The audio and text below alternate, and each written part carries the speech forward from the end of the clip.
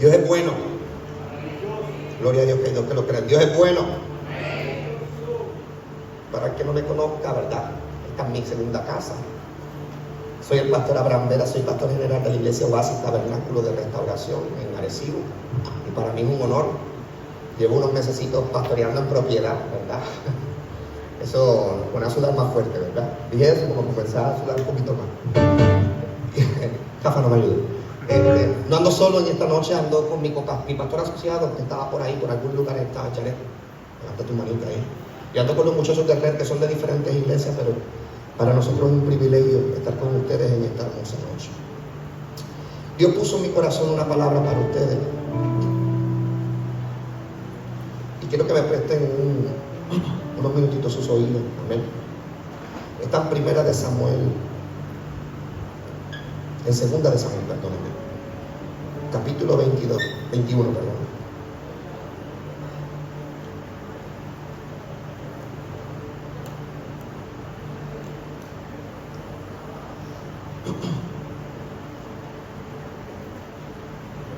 Aleluya, Dios es bueno.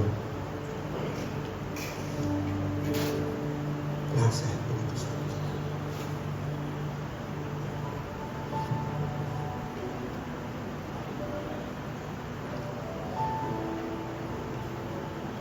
Lo tenemos. Segunda de Samuel, capítulo 21, versículo del 15 en adelante. Y lee la poderosa palabra en el nombre del Padre, del Hijo y del Santo Espíritu. Y la iglesia dice: volvieron los filisteos a hacer la guerra a Israel, y descendió David y sus siervos con él, y pelearon con los filisteos. Y David se hallaba como, ¿qué dice la Biblia? Cansados, en mi versión dice extenuado. E Isbi Beno, uno de los descendientes de los gigantes, cuya lanza pesaba 300 siglos de bronce, y quien estaba ceñido con una espada nueva, trató de matar a David. Mas Abisaí, hijo de Sarbia, llegó en su ayuda e hirió al filisteo y lo mató. Entonces los hombres de David le juraron diciendo: nunca más de aquí en adelante saldrás con nosotros a la batalla, no sea que se nos apague la antorcha de Israel. Ahora quiero que vayan un poquitito más adelante en Segunda de Samuel, capítulo 23.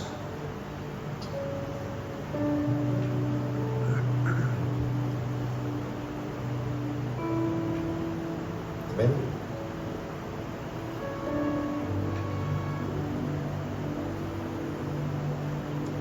Verso solamente el 18. Mira lo que dice. Dice: y Abisaí, hermano de Joab, hijo de Sarbia, fue el principal de los 30. Este alzó su lanza contra 300 a quienes mató, y ganó renombre con los 3. Amén. Pueden sentarse.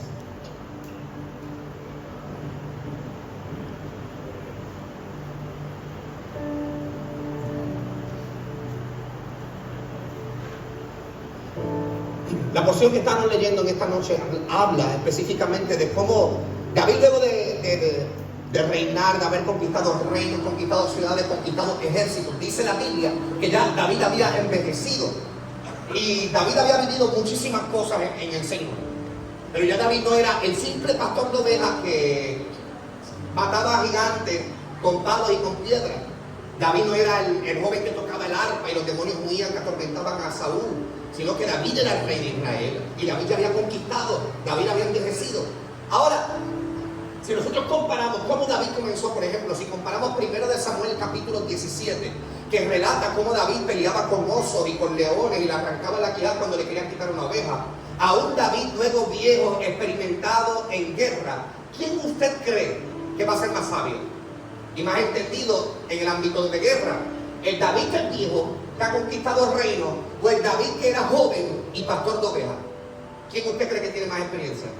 ¿El viejo o el joven? Dígalo sin miedo, no se avergüence de su edad, hermano. A ver, ¿quién tiene más experiencia? ¿Quién probablemente tenga más sabiduría? ¿Sí o no? Estamos todos de acuerdo, ¿verdad? Ahora, el detalle es, dice la Biblia, que nuevamente se levantan los filisteos. Esto es algo bastante normal en la Biblia, y específicamente usted va a ver que nada más con Saúl, en 3 ocasiones los filisteos se levantaron en contra del pueblo de Israel cuando Saúl estaba gobernando. Usted va a ver que en un sinnúmero de ocasiones David no únicamente enfrentó a través de este famoso filisteo llamado Goliat. David constantemente enfrentó al pueblo filisteo, y aquí lo estamos viendo. Ahora, dice la Biblia que había un gigante nuevo. Y este gigante nuevo, escuchen bien, se llamaba Isbi-Benob. Isbi-Benob significa el que fue criado entre las montañas. Diga conmigo, montaña. Ahora, esto va a ser significativo en algún momento. ¿Qué pasa con Isbi-Benob? Este gigante específicamente era un gigante que era descendiente y linaje de Goliat. Y este gigante lo criaron con una mentalidad. ¿Cuál era la mentalidad que le criaron? Yo tengo que vengar a aquel que mataron. ¿Hasta aquí me siguen? Dice la Biblia que este gigante tomó una espada. ¿De qué forma? Vaya conmigo a la Biblia, quiero que lo vean.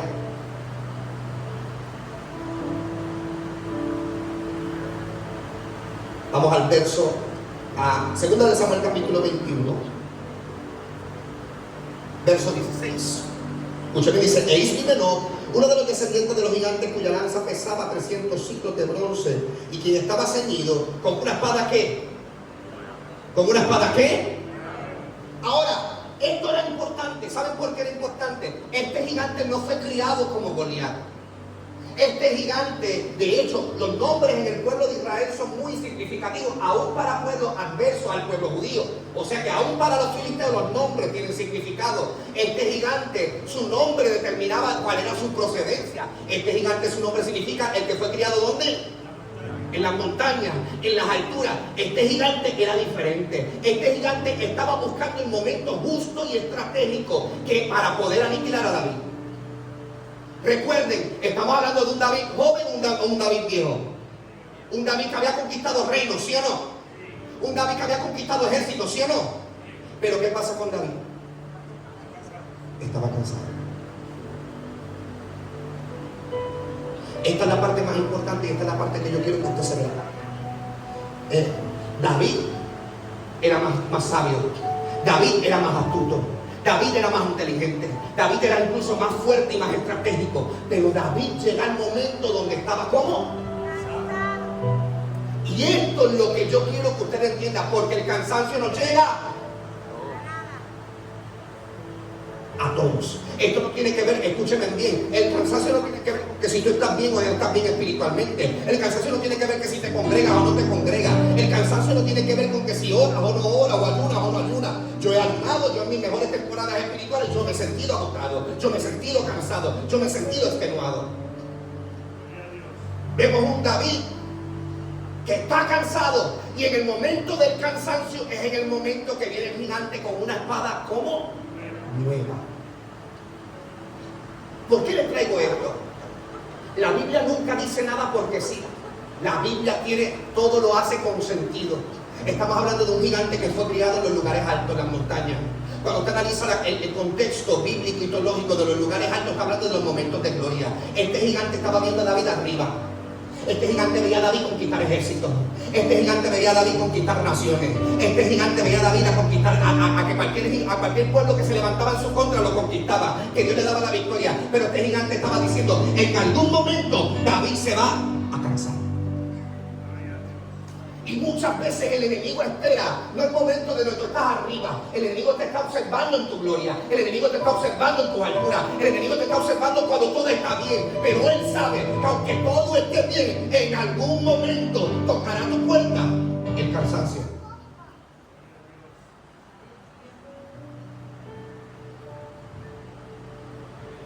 Una espada nueva. La espada, si usted busca en el Nuevo Testamento, en las cartas del apóstol Pablo, cuando habla de la armadura, está hablando de la palabra. La espada, símbolo de la palabra. Si lo aplicamos en un contexto espiritual, el gigante tenía en el momento de cansancio como una palabra como nueva. ¿A usted no le ha pasado que usted se siente cansado y viene alguien a decirle: yo creo que ya tu temporada pasó? Eso no pasa, eso pasa por allá donde soy yo. Eso no pasa aquí. En el momento que tú estás cansado, en el momento que siempre alguien tiene algo que decirte de cómo tú ministras, o de cómo tú adoras, o de cómo tú haces las cosas, o de lo que Dios quiere contigo. Ahí viene el gigante que te estaba observando en los momentos de altura como una espada. A decirte, no, quizás ya tu temporada pasó. No, quizás ya tu tiempo ya terminó. Ya lo que Dios tenía contigo, ya David, tú eres viejo. Ya tuviste muchas cosas. Y en ese momento te están diciendo, no, es que ya tú no tienes la misma edad que antes, David. Quizás ya es el momento de rendirte. Ya quizás es el momento de quitarte. Que tú vas a seguir trabajando en la iglesia, ya dale lugar a otro. Viene alguien en el momento de tu cansancio con una espada nueva. Y muchas veces nosotros experimentamos esto constantemente en la iglesia. Y vivimos frustrados en la iglesia porque pensamos que nosotros solamente le servimos a Dios por temporal. Escuchen, yo llevo más de 15 años trabajando con jóvenes. Y llegan los jóvenes que en un momento dado se casan, hacen otras cosas, claro, tienen otras etapas de su vida, se tienen que disfrutar de esas etapas y Dios perfecciona. Pero por alguna razón llega un momento, y si usted busca las estadísticas, únicamente en Puerto Rico, sino en Estados Unidos, cuando los jóvenes se casan, cuando los jóvenes comienzan a dedicar su vida a otras cosas, es cuando comienzan a enfriar su vida espiritual. Entonces veemos jóvenes que cuando los jóvenes decían, yo predicaba, yo imponía manos, yo hacía otras cosas, pero después vemos viejos que están todavía sentados en la banca. ¿Está aquí conmigo? Vemos que llevas 30, me llevan 25 años y pensaste que tu juventud solamente a servir a Dios era tu juventud y era una temporada. Hoy yo quiero que tú le cortes la cabeza a ese gigante. Y vemos gente con llamado, con ministerio, con potencial, todavía sentado en una banca porque pensó que su temporada había pasado. ¿Por qué? Porque vino un gigante en el momento de cansancio y te dijo algo que no tenés que escuchar. Y te dijo, ya tú no puedes cantar, ya tú no puedes adorar, ya tú no puedes servir, ya tú no tienes la misma fuerza y el mismo vigor. Y en ese momento te comienzas a deteriorar espiritualmente porque entonces lo que cargas por dentro se comienza a perder. Escucha. Y cuando tú buscas en el contexto bíblico, y si usted lo filtra con la escritura, la Biblia no habla de que únicamente los jóvenes le sirven a Cristo. ¿No me equivoco? La Biblia habla de gente que envejeció, que fue usada por Dios. Un hombre como Moisés, aún en su vejez, vio la gloria de Dios. Y dirigía al pueblo y recibía palabra. Vemos gente en diferentes temporadas que fueron usados por Dios en diferentes temporadas de su vida, en diferentes tiempos de su vida. Pero ¿qué ocurre? Satanás sabe en el momento que tú te vas a cansar, y sabe que el cansancio nos llega ¿a quiénes?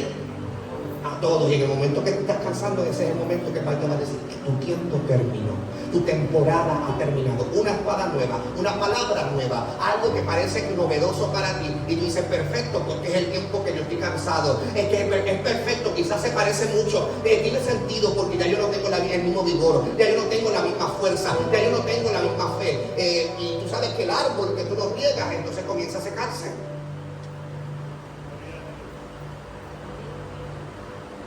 Pero gloria a Dios por los Abisaí. Dice la Biblia, y escúcheme bien, mira lo que ocurre en este contexto bíblico. Dice la Biblia que en el momento que el gigante levantó la espada, porque David estaba como en el momento que el gigante levanta la espada y va a cortarle la cabeza, y dice aquí, el gigante llevaba tanto tiempo esperando para vengar a Goliat, y decir, probablemente este gigante estaba diciendo, ahora es el momento de yo vengar a Goliat, ahora es el momento, llegó mi temporada. David bajó de las alturas, ya David no está en tanta gloria porque David está cansado. Y en el momento que David descendió, en el momento que David estaba cansado, el gigante levanta la espada, pero dice la Biblia que Abisaí lo sacó del medio. Y escúcheme bien, esto, usted sabe lo que le dice a Abisaí. Abisaí le dice a David, nunca más vuelvas a la guerra con nosotros, que no se apague la lámpara de Israel. En el tiempo antiguo las lámparas no eran así con electricidad. En el tiempo antiguo las lámparas eran con aceite. Usted sabe lo que Abisaí le estaba diciendo a David. Todavía en tu vida queda aceite, todavía en tu vida queda propósito, todavía en tu vida queda gloria, todavía queda palabra. No vengas aquí todavía cuando estás cansado. ¿Por qué? Porque todavía tú, Dios tiene propósito contigo. Estás viejo, es verdad, estás cansado, es verdad, pero todavía Dios tiene planes contigo. Que no se apague esta lámpara.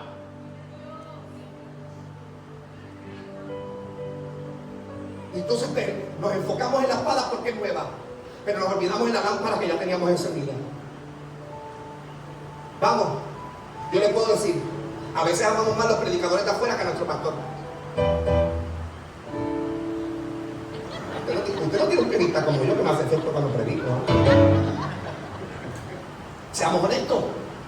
Cuando escuchamos que viene fulano, que viene sultano, que viene mengano, que viene prensejo, porque Dios lo usa, porque Dios se mueve, porque me gusta cómo exhorta, cómo habla, lo que hace, lo honramos más, lo abrazamos más, lo amamos más que nuestro propio pastor. Que el predicador será, y esta es la próxima invitación, pero el pastor es el que se queda luchando con los leones y los osos cuyos. ¿Usted está aquí conmigo? Fácilmente, de hecho, estratégicamente, si David moría, no tenía que morir nadie más, porque ya conquistaron el rey, y como conquistaron el rey, conquistaron a todo el pueblo. Pero qué bueno que Abisai estaba en el momento oportuno.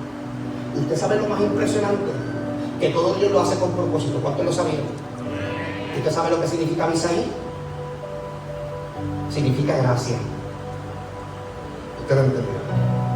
En el momento que David estaba cansado, en el momento que David estaba exhausto, en el momento que David no podía más, había alguien que significaba gracia. La gracia lo sacó del medio. En el momento que él no podía más, la gracia lo sacó del medio. En el momento que el gigante estaba listo para cortarle la cabeza, ahí había gracia. Por eso el apóstol Pablo dijo: bástate mi gracia, porque mi poder se perfecciona en medio de tu debilidad. En el momento que él estaba débil había gracia. En el momento que había debilidad había gracia. En el momento que estaba vulnerable había gracia. En el momento del quebranto había gracia. Tú tienes que entender que en el momento que tú no puedes, ¿sabes qué hay?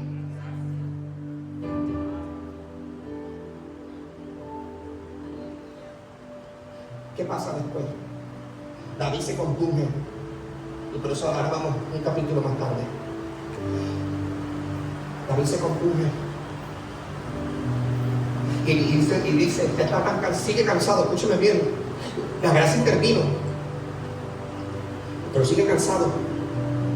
Y dice la Biblia, en 2 Samuel capítulo 23, que David dice: ¿quién me diera de beber del pozo de Jerusalén? Mi alma tiene sed. Dice la Biblia que se levantaron los valientes de David. Se levantó el primero, José Pasebet. Este hombre, dice la Biblia, que había matado como 850 él solo. Él era el principal de todos, los valientes de David. Y se levanta el primero y se va rápido a buscarle agua. No únicamente se fue él, dice la Biblia que se fue Eleazar. Y Eleazar fue tan impresionante que peleó tanto en un momento dado que dice la Biblia que la espada se quedó pegada en su mano. No únicamente se fue Eleazar, se fue Sama, que era el tercero. Sama se fue. Y Sama era importante porque Sama en un momento dado había un valle de lentejas y él se paró a defenderlo. Escúchame bien, todo esto va a cobrar sentido. El número cuarto que se fue Benaya. Benaya era el sacerdote. El mismo sacerdote salió del templo, salió de lo que estaba haciendo. Él había conquistado gigantes de Egipto. Él había conquistado osos y leones. Ese mismo salió y fue a buscarle agua. Y aunque usted no sabe quién más fue, Abisai. En el momento que fueron a donde David estaba tan exhausto que David lo que dijo fue: yo no me puedo tomar esta agua. Y trajeron el agua. Y dice: yo no me puedo tomar esta agua, yo la voy a derramar como ofrenda delante de Dios. ¿Cómo yo me voy a atrever a tomarme esta agua si ustedes sacrificaron su vida? Ustedes literalmente se metieron en el campamento de los filisteos para poder adquirir esto. Yo te lo voy a ilustrar de una forma bien visual, porque mi aprendizaje es visual. Los míos vengan por un momento.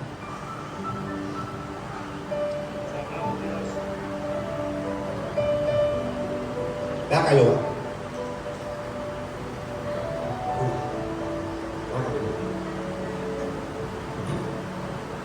La Biblia dice que 5 valientes salieron a buscarle agua a David.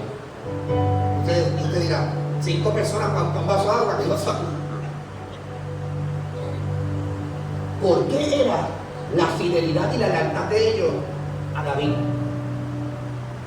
Porque usted sabe que David lo había sacado a ellos de Adulam. Dice la Biblia en 1 Samuel capítulo 22 que en Adulam estaban todos los empobrecidos, endeudados y amargados de espíritu. David no era rey, David estaba huyendo de Saúl porque Saúl lo quería matar. Ya David había sido ungido, ya David tocaba el arpa y los demonios huían. Ya David había conquistado a Goliat, primera de Samuel capítulo 22, del versículo 1 al 6. Y usted se va a dar cuenta que David llega a Adulam. Adulam era una cueva donde todos se escondían y se escondían lo peor de Israel. Y dice la Biblia que David llega a Adulam y se encuentra con los empobrecidos, con los endeudados y con los amargados de espíritu. Un junte brutal. Lo peor de Israel estaba en esa cueva. Los que no tenían cómo sostenerse, los que sus vidas estaban en riesgo y los que no tenían deseo de hacer absolutamente nada por su amargura. Dice la Biblia que David se mete a Adulam. Dice la Biblia que David se levanta literalmente y levanta un ejército en Adulam. Dice la Biblia que David se vuelve jefe de cada uno de ellos. Y cuando David recibe palabra para salir de Adulam, dice la Biblia que David no salió solo. David comenzó a salir con los valientes. Escúchenme bien. David salió con José Basemet. Era el principal, era el más fuerte, era el más astuto, representaba el liderazgo. Número 2, salió con Eleazar. Eleazar fue el que se le quedó la espada pegada en la mano, en la palabra, la espada. Era aquel que representaba la palabra de Dios en la vida de David. Número 3, salió con Sama. Sama fue el que hizo algo que parecía para todo el mundo insignificante, pero era el que más sentido tenía espiritual. ¿Por qué? Sama se paró frente a un valle de lentejas y evitó con un ejército conquistar un valle de lentejas. Amados hermanos, si usted ve que viene una gran tempestad a su vida, ¿usted se va a parar frente a las matas de su casa a protegerla? Probablemente no. Si hubiera sido mi abuela, pues probablemente sí, porque él amaba sus plantas, esos muchachos. Pero no tiene sentido. ¿Por qué él hizo esto? Porque las lentejas para ellos simbolizan algo que es puro y que es santo. Este fue el que se paró frente a los santos y dijo: no, tú puedes hacer lo que tú quieras, pero los santos no lo toques. Escucha, él dijo: tú puedes hacer lo que tú quieras, tú te puedes levantar, pero los santos no lo vas a tocar. Tú puedes levantarte contra mí, tú puedes decir lo que tú quieras de mí, pero los santos los protejo yo. La representación de la santidad. Liderazgo, palabra, santidad. Después de eso estaba Benaya. Benaya es el único sacerdote inmundo que se levantó en la Biblia. Una persona que no cumplía con los requisitos para ser sacerdote. Una persona que no cumplía con, literalmente no podía, porque le estaba endeudado, amargado de espíritu, empobrecido, le estaban a Adulam. Dios levantó un sacerdote de la cueva de Adulam. Representaba la presencia de Dios. Y por último, Abisaí. Usted conoce, si usted escuchó, Abisaí significa la gracia. En el momento que nuevamente David estaba cansado y David estaba exhausto, en ese momento que David estaba exhausto, en el momento que David estaba cansado, ¿qué hicieron ellos? Socorrieron. ¿Qué socorrió a David? El liderazgo. ¿Qué socorrió a David? La palabra. ¿Qué socorrió a David? La santidad. ¿Qué socorrió a David? La presencia de Dios. ¿Qué socorrió a David? La gracia. En el momento que tú necesites algo de Dios, Dios va a enviar lo que sea necesario que tú necesites en tu vida, porque Él es la fuente para todas las cosas. En quien David tenía sed y Dios envió todo su esfuerzo, Dios envió todos sus recursos. David tenía sed, David estaba cansado, pero ahí estaba el liderazgo de Dios, ahí estaba la palabra de Dios, ahí estaba la santidad de Dios, ahí estaba la presencia de Dios, ahí estaba la gracia.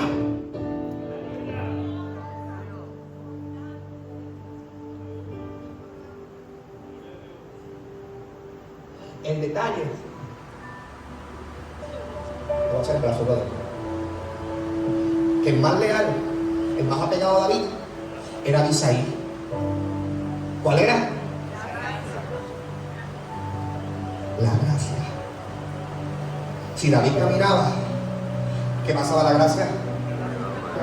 Caminaba, usted está entendiendo el mensaje, caminaba con él. Si David se iba un momento, ¿qué hacía la gracia? Vamos, que se no te queda atrás. Si David salía y de repente se iba, se desesperaba porque pasaba algo en su vida, porque pasaba una crisis, ¿quién lo estaba siguiendo? Quizás hay momentos que te puede enfrentar el liderazgo. Quizás hay momentos que el pecado puede trastocar tu santidad. Quizás hay momentos donde tú puedes olvidarte de la palabra. Quizás hay momentos donde tú quizás no puedas encontrar el propósito de Dios en tu vida. Pero si hay algo que nunca te va a abandonar, en la gracia de Dios. Si hay algo que nunca te va a dejar, en la gracia de Dios. Quizás se te olvidó lo que Dios te prometió. Quizás se te olvidó lo que Dios te dio sobre tu casa y sobre tu familia. Pero siempre la gracia va a seguir contigo. Vamos, iglesia, entiende lo que Dios te está hablando de esta noche. Estás cansado, pero hay gracia. Estás atribulado, pero hay gracia. Estás que cae una tribulación, una tristeza, pero hay gracia. La gracia te acompaña.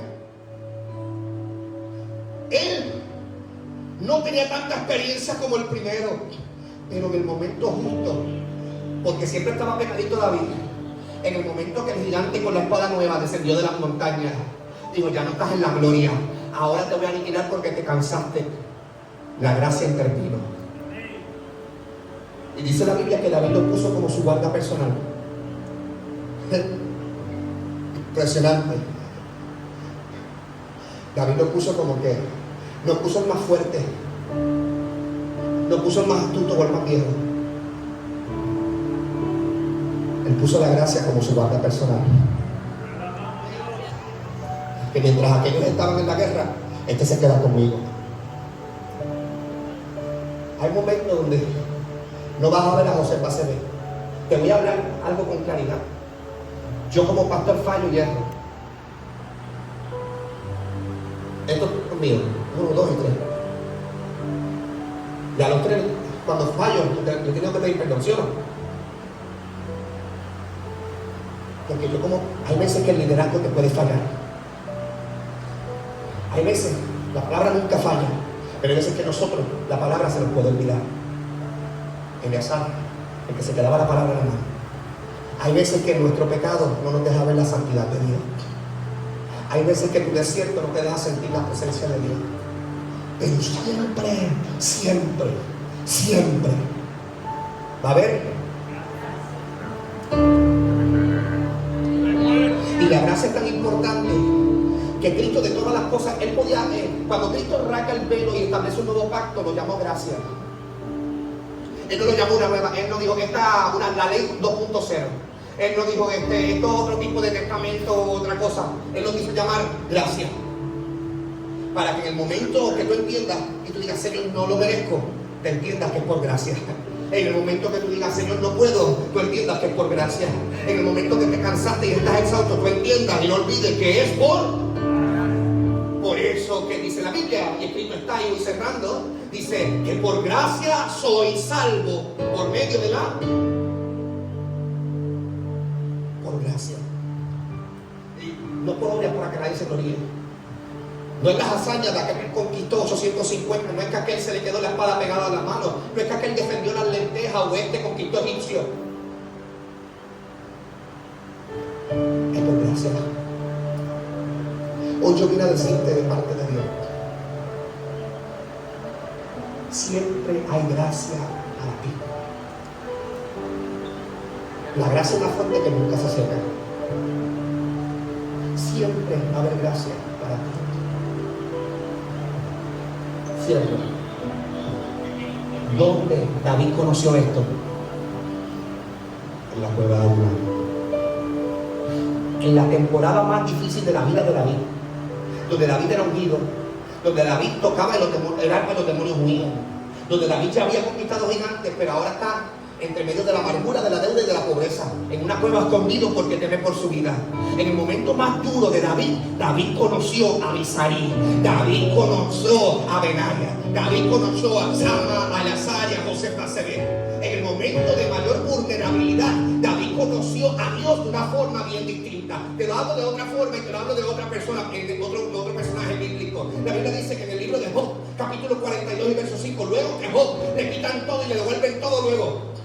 Dice la Biblia que el mismo Job dice: tu vida te había ido, mas ahora mis ojos. Porque el mismo Job, que dice la Biblia en Job capítulo 1 verso 1, que no había en ninguno de los caldeos un varón perfecto, recto, temeroso de Dios y apartado del mal como Job. El mismo Job, en medio de su proceso, aprendió a conocer a Dios. Cierro. Mira lo que dice la Biblia en 2 de Samuel capítulo 23. Vaya conmigo rapidito.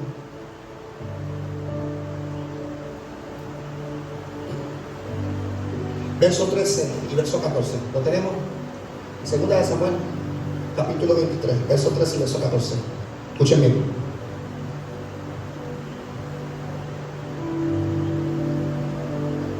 Y 3 de los 30 jefes descendieron y vinieron en tiempo de la siega a David en la cueva de Adulam. Y el campamento de los filisteos estaba en el valle de Refaim.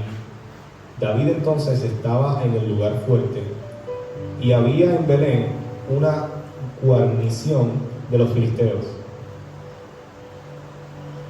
David, en el momento de guerra, ¿y usted sabe lo que David hacía? Yo estoy diciendo que un David que salió de Adulam. Usted dice la Biblia, usted lo va a ver en el libro de Crónicas también, que David descendía con frecuencia a Adulam. El lugar que era de su amargura, de su pobreza y de su necesidad. Dice la Biblia, y usted lo leyó conmigo, que David lo llamó su lugar fuerte.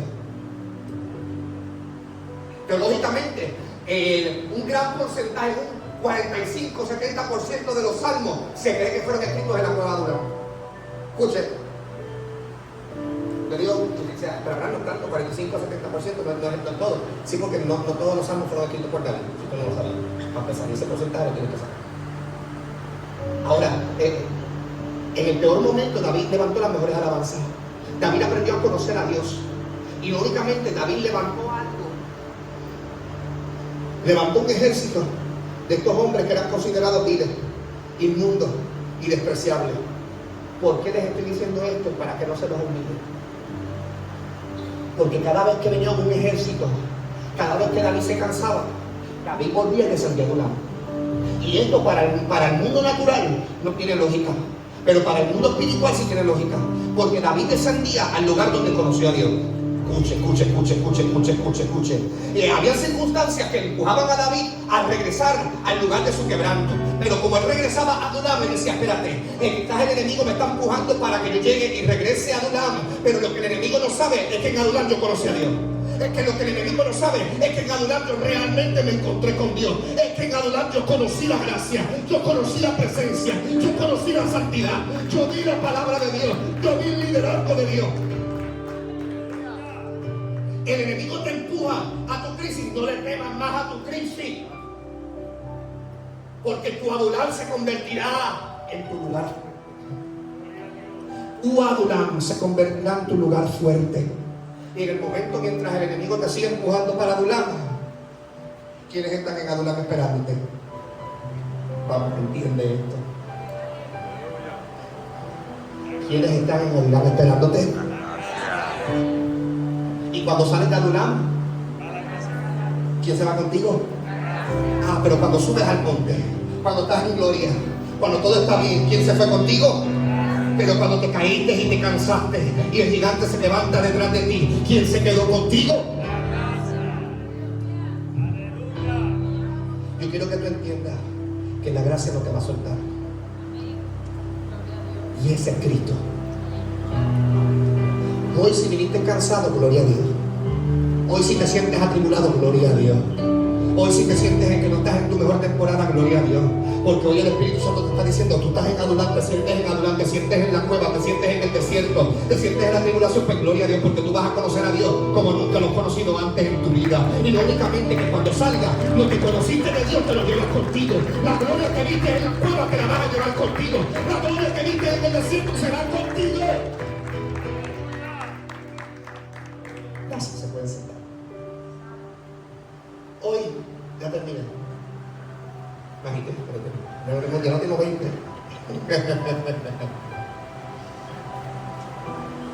Hoy el Espíritu Santo te quiere hacer memoria.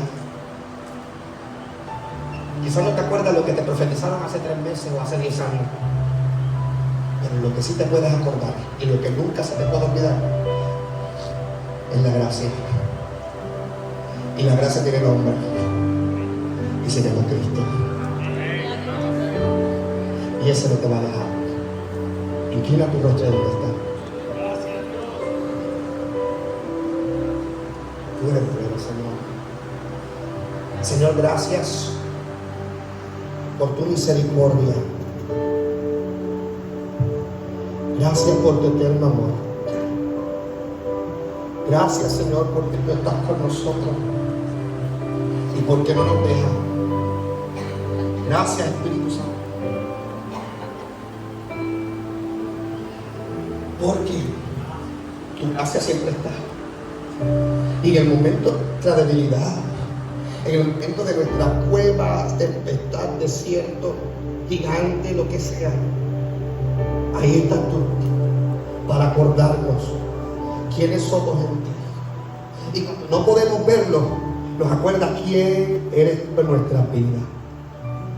Hoy, Espíritu Santo, yo te pido que tu gracia abraza a mis hermanos.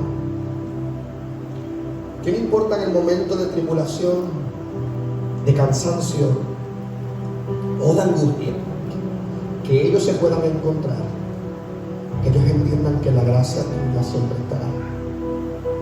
Padre, sosténlos, cúbrelos, guárdalos, guíalos y llénalos de ti.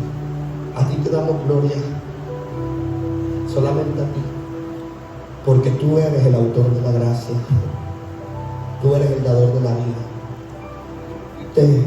y eres tú, y fuiste y serás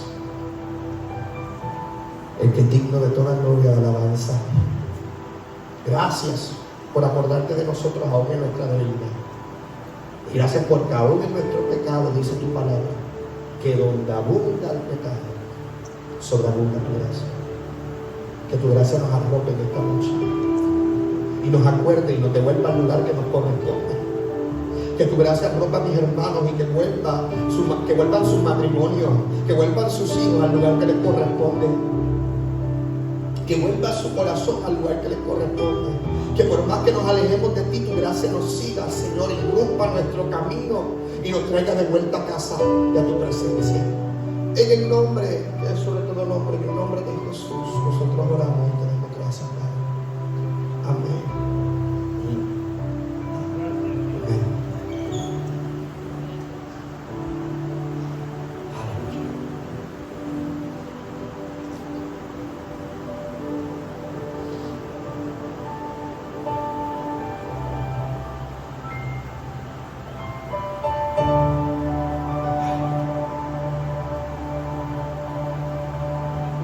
Con el permiso de nuestro pastor,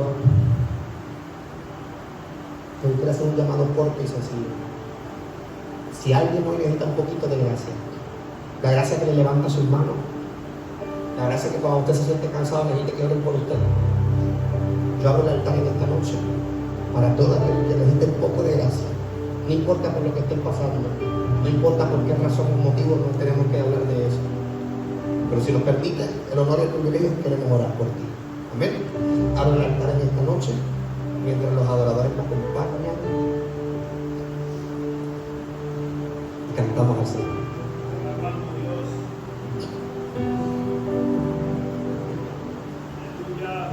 Sublime gracia del Señor, que un pecador salvo.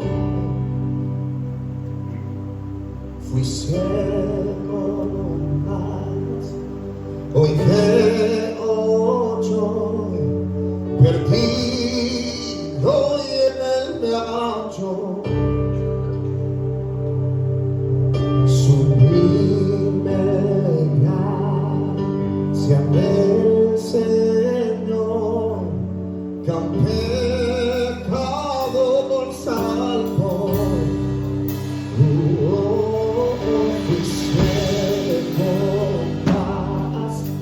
Hoy veo yo, perdido y engaño,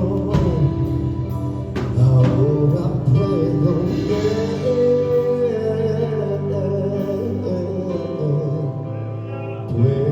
ver tus ojos claros.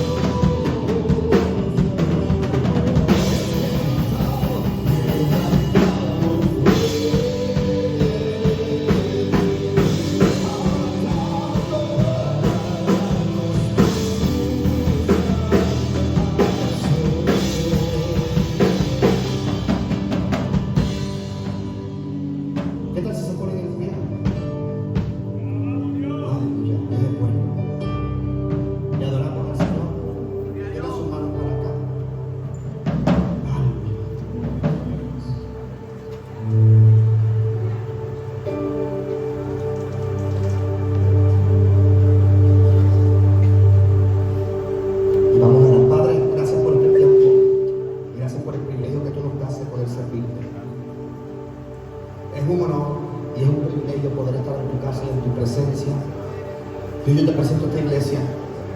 Y yo te pido que esta palabra tú la escribas en sus corazones. Que esta palabra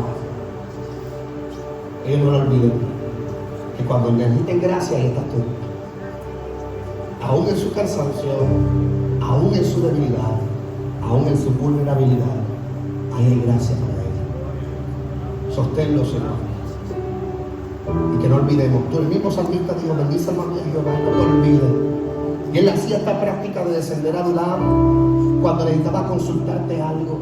Él hacía esta práctica de descender a Adulam, Señor, para recordar cómo tú te le revelaste. Cuando necesitaba dirección, regresaba a Adulam voluntariamente porque se acordaba de que tú estuviste en los momentos de desafío, de que estuviste en los momentos de amargura, en los momentos de necesidad. Ahí estuviste tú, Señor, sosteniéndolo. Quizás no había palacio, quizás no había en ese momento gloria o aplauso, pero tú estabas en esa cueva con él.